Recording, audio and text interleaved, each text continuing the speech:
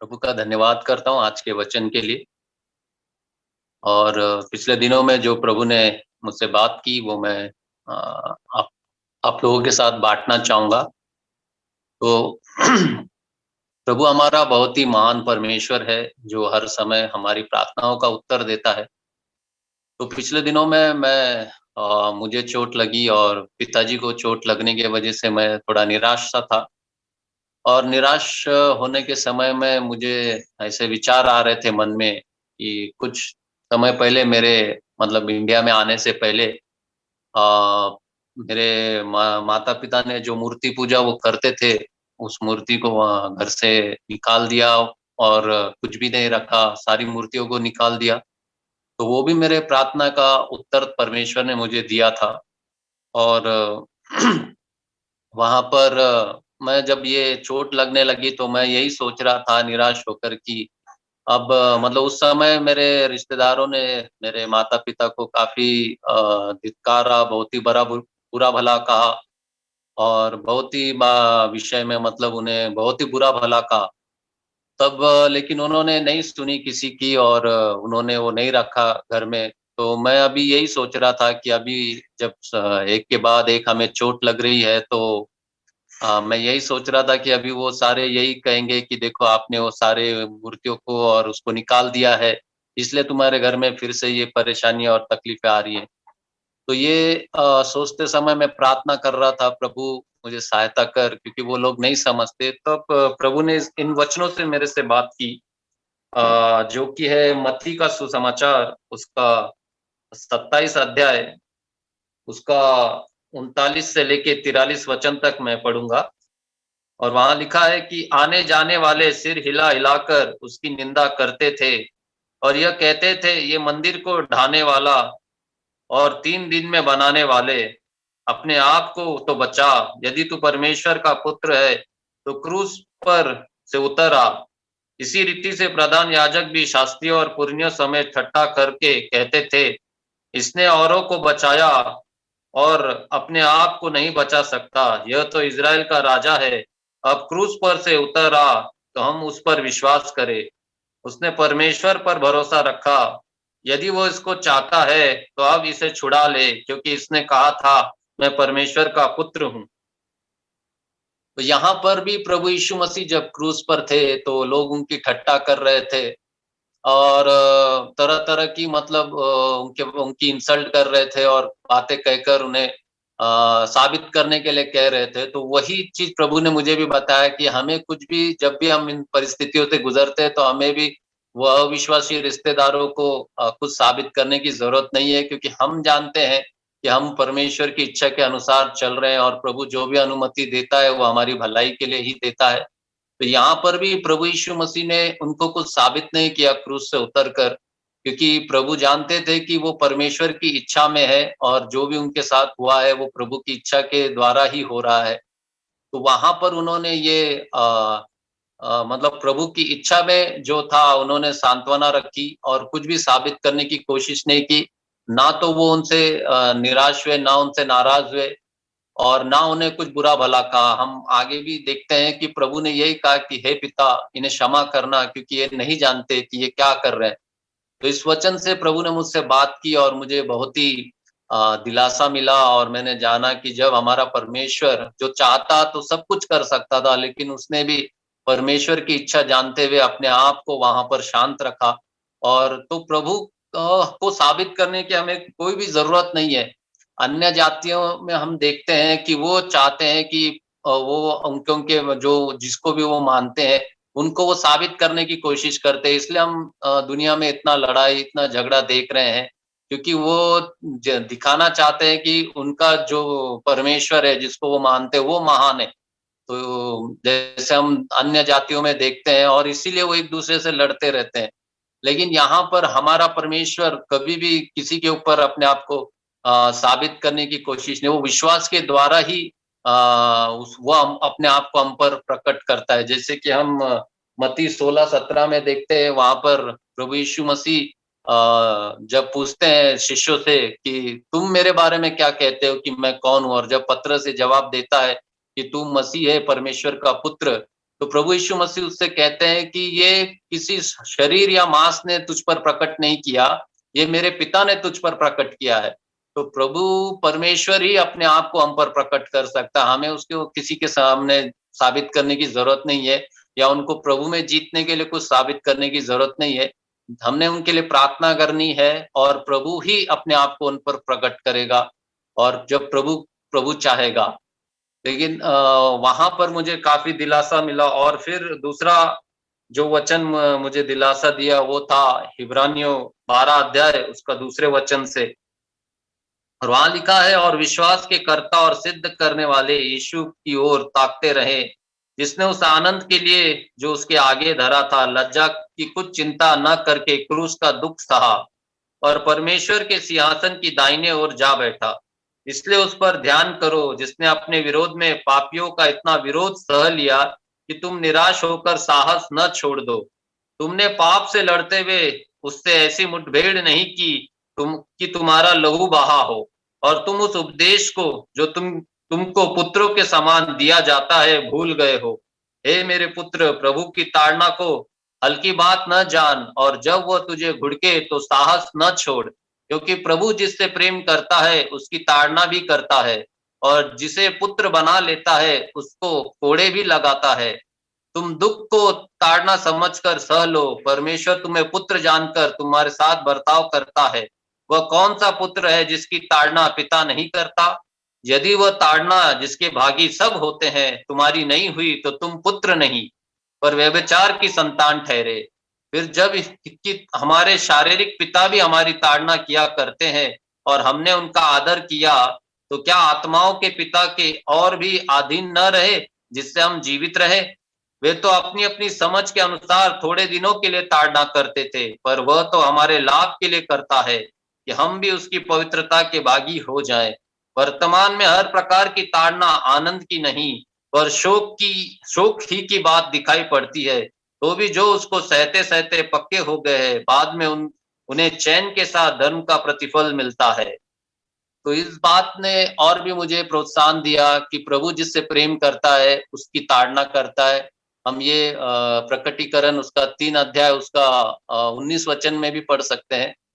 तो मैं धन्यवाद करता हूँ प्रभु का कि प्रभु ऐसी अनुमति देता है कई बार, कि क्योंकि वो हमसे प्रेम करता है कि किसी प्रकार का घमंड हम में ना समा जाए, और हम हमेशा उसके हाथों तले नम्र बने रहे। क्योंकि पहला पत्रस 5:5 में भी ये लिखा है कि प्रभु घमंडियों का सामना करता है और नम्र लोगों को अपना अनुग्रह देता है। तो प्रभु ने ये सारे वचन मुझे याद दिलाए इन दिनों में, और मेरी निराशा को दूर किया। मैं प्रभु का धन्यवाद करता हूँ। और प्रेरित पौल भी ऐसा कहता है कि जब उसने 3 बार प्रार्थना की, जो शैतान का कांटा जो चुभोया गया था, और वहां पर प्रभु ने उनको उत्तर दिया कि मेरा अनुग्रह तेरे लिए काफी है। तो वहां पर भी प्रेरित पौल कहते हैं कि मैं मुझ में इतना ज्ञान के कारण, जो आत्मा का ज्ञान है उसके कारण मुझ में घमंड ना आ जाए, इसलिए प्रभु ने वहां पर शैतान को अनुमति दी है, ताकि मैं प्रभु की उपस्थिति से दूर ना हूं। और तो हम देखते हैं कि एक स्वर्गदूत जो प्रभु के इतने करीब था और जो करूब था और प्रभु की उपस्थिति में दिन रात रहता था, लेकिन एक केवल घमंड की बात उसके हृदय में आने के कारण वो शैतान बन गया। तो इसीलिए प्रभु चाहता है कि हम में घमंड ना आए किसी प्रकार का, तो वो ताड़नाओं को आने देता है क्योंकि वो प्रेम करता है और वो चाहता है कि हम उसकी उपस्थिति से दूर ना हो। तो इस द्वारा प्रभु ने मुझे आशीषित किया, इन वचनों के द्वारा मुझे प्रोत्साहन किया। मैं प्रभु का बहुत-बहुत धन्यवाद करता हूँ। और हो सकता है कि मेरे जैसे और भी भाइयों के जीवन में भी, कि कई रिश्तेदार हमें कई कठोर और प्रभु को अपनाने के कारण कई ऐसे शब्द कहते हो, लेकिन वहाँ पर हमारे प्रभु यीशु मसीह का उदाहरण लेते हुए हमें शांत रहना है और प्रभु को उनके ऊपर अपने आप को प्रकट करने देना। हमने केवल उनके लिए प्रार्थना करनी है। जब प्रभु अपने आप को उन पर प्रकट करेगा, तो तो वो भी हमारे साथ-साथ प्रभु के अंदर आकर प्रभु की महिमा करेंगे। और यूहन्ना एक आखिरी वचन पढ़ना चाहूँगा। यूहन्ना 16 अध्याय उसका 2 और 3 वचन। और वहां पर लिखा है, वे तुम्हें आराधनालयों में से निकाल देंगे, वरन वह समय आता है कि जो कोई तुम्हें मार डालेगा वो समझेगा कि मैं परमेश्वर की सेवा करता हूँ। ऐसा वे इसलिए करेंगे कि उन्होंने न पिता को जाना और न मुझे जानते हैं, परंतु ये बातें मैंने इसलिए तुमसे कही कि जब इनका समय आए तो तुम्हें स्मरण आ जाए कि मैंने तुमसे पहले ही कह दिया है। तो वहाँ पर ना तो वो पिता को जानते हैं और ना पुत्र प्रभु यीशु मसीह को जानते हैं, इसलिए वो हमारे साथ ऐसा करते हैं। लेकिन हमें यही प्रार्थना करनी है कि प्रभु आप उन्हें अपने आप को प्रकट करें ताकि वो जान पाए और उनका भी उद्धार हो जाए। तो मैं प्रभु का धन्यवाद करूँगा इन वचनों के लिए जिसके द्वारा प्रभु ने मुझे प्रोत्साहन किया। प्रभु की महिमा। आज सवेरे के जो मेमोरी वर्स है फिलिपियन 2:14, फिलिपियों का 2:14, बहुत ही एक अच्छा और एनकरेजिंग वचन है आज के दिन के लिए, क्योंकि काफी बार ये जो एटीट्यूड है, जो दो स्वभाव जो है ग्रम्बलिंग और आर्ग्यू करने का, जिसमें हम लोग हमेशा कुड़कुड़ाते रहते हैं और हम लोग वाद विवाद करते रहते हैं। ये दो गुण जो है, ये दो गुण हमारे अंदर होने से हम बहुत सी चीजों को खो लेते हैं।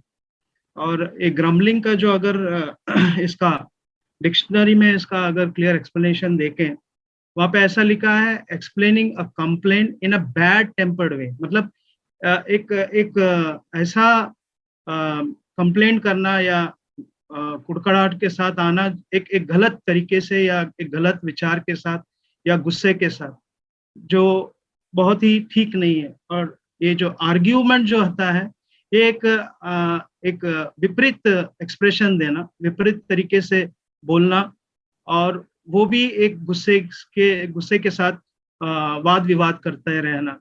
तो ये जो दो स्वभाव के बारे में जब देखा, कि मैं खुद ही देख रहा था कि क्या ये दोनों स्वभाव मेरे अंदर है, या अगर है तो वो उससे मुझे बाहर निकलना है। जैसा भाई बिजू ने कहा कि मुझे एक छिपा हुआ व्यक्ति या एक परमेश्वर का एक आशीषित पाया हुआ एक व्यक्ति अगर होना है, तो ये जो गुण है ये होना ही नहीं चाहिए, जिससे मैं परमेश्वर के सम्मुख में आ ही नहीं सकता। जैसे कि हम देखते हैं कि पिछले जो पुराने नियम के जो लोग, उनके अंदर ये दो गुण होने के वजह से वो लोगों ने काफी चीजों को खोया। क्योंकि हम देखते हैं कि जब मिस्र से जब निकाले गए थे, उस समय से लेकर के उनका मन और विचार ऐसा ही था। मूसा के साथ वो लोग आर्ग्यूमेंट करते थे, वाद विवाद करते थे, और परमेश्वर के विरुद्ध वो ग्रम्बलिंग करते रहते थे। तो यही जो वचन जो इसके आगे वाले इसमें हम पढ़ते हैं कि किस प्रकार से एक्चुअली परमेश्वर चाहता है कि मेरे अंदर वो सेल्फिश मोटिवेशन मेरे अंदर नहीं रहना है, मतलब वो विचार से मुझे बाहर निकलना है सबसे पहले।